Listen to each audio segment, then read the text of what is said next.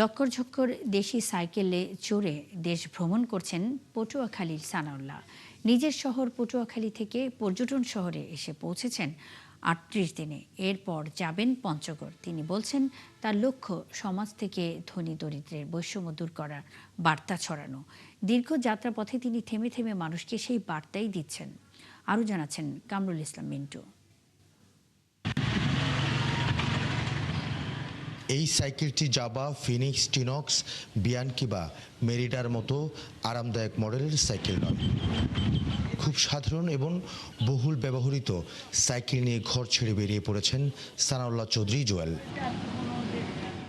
নিজ শহর পটুয়াখালী থেকে ৩৮ দিন পর পৌঁছেছেন পর্যটন রাজধানী কক্সবাজারে।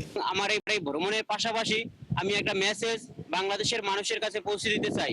গরিব দুঃখীর খবর নিন, ক্ষুধার্তদের খাবার দিন। তিনি আরও জানান, যাত্রাপথে তিনি দেখছেন কিভাবে একটি দেশের সংস্কৃতি বদলায়। তিনি দেখছেন জীবনে বেঁচে থাকতে মানুষের সংগ্রাম।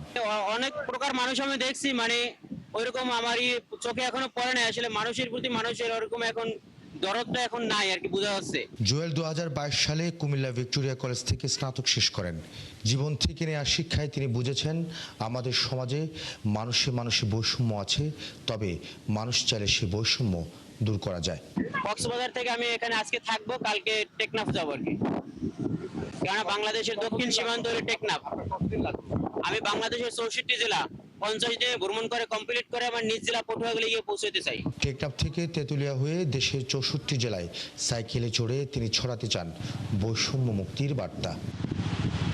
কামরুল ইসলাম মিন্টু, ৭১, কক্সবাজার।